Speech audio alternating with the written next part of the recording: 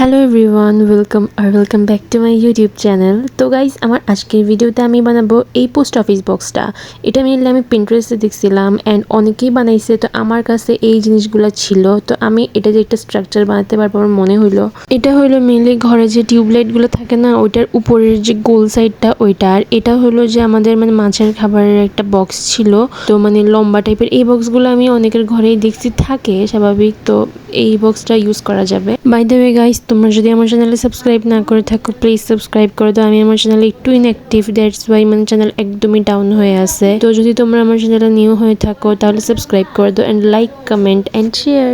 নিচের বডিটাকে উপরে দোনোটাকে আমি মেইনলি একটা সিরিঞ্জ পেপার দিয়ে ঘষে নিয়েছি, যাতে উপর দিয়ে আমি যেটাই দেই কালার অথবা যেটাই বসে এটা ভালো মতো বসে, কারণ সারফেস যদি একদম স্মুথ হয় তাহলে বসবে না কখনো। তারপর আমি ক্লে নিয়ে নিছি, ক্লে দিয়ে আমি এটার উপরে এরকম টাইপের এরকম একটা স্ট্রাকচার মেনলি ফার্স্ট আমি বানাবো, তারপরে আমি এটাকে কালার করব। তোমরা মেনলি দেখলেই বুঝতে পারবা।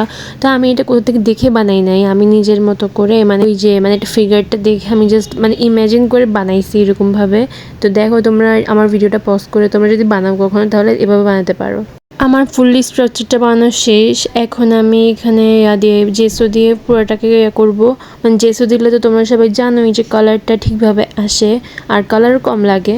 তারপরে আমি জিপসাম আর পানি মিক্স করে একটা টেক্সচারের মতো বানাই আমি এটার এই যে ক্লেগুলোর উপরে লাগাবো যাতে এটা একটু হার্ড হয়। তো কিছুক্ষণ টাইম লাগছে এটা শুকাইতে। তারপরে আমি এটার উপর রেড কালার করব, রেড একদম মারুন টাইপের কালারটা করতেছি আমি।